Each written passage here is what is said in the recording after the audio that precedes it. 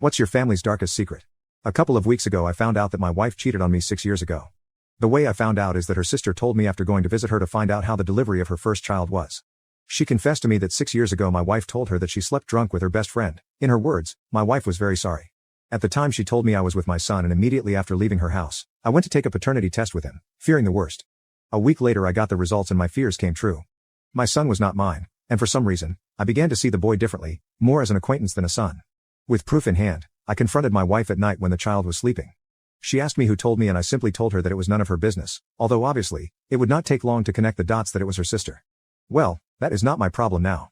Regardless of that, I asked her for a divorce, which is now in process.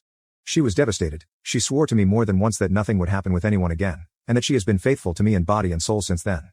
I held back the urge to insult her to avoid complications during the divorce issue, not believing a word she said, mostly blaming the alcohol instead of taking the blame herself. After talking about it, she threatened me, saying that she would demand full custody of the child. I was so annoyed at that moment that I told her, okay, I don't want anything to do with something that is not mine, that she keep the child and I'll keep the dogs. After my words she tried to convince me to take care of the child with her, that I am his father. At that moment I exploded. I was so angry and I had held back so much the urge to scream that I just yelled at her to go and take her bastard with her. A week had passed since then, and she went to her parents' house with her kid. She has not called me since then. She left with everything and the half-asleep kid when I yelled at her, especially since it was the first time I really yelled at her. It sure affected her. I talked to my parents and my dad told me that I did the right thing and that I shouldn't be raising something that is not of my blood. I agree with him. However, the pain is still there. I am currently seeing a therapist 3 times a week, who told me that I have already taken the first step, which was to leave behind what causes me pain. It just hurts to know that my family no longer exists.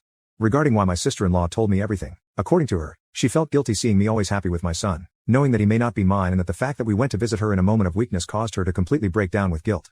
I don't know how true that is. I just know that right now I feel tremendous hatred for my wife and a feeling of pain and resentment for the child, although it's just time to get ahead. My therapist recommended that I not see him or her, and that regardless of the child's feelings, I should focus on my own first. That the child is no longer my problem, and the sooner I accept it, the better.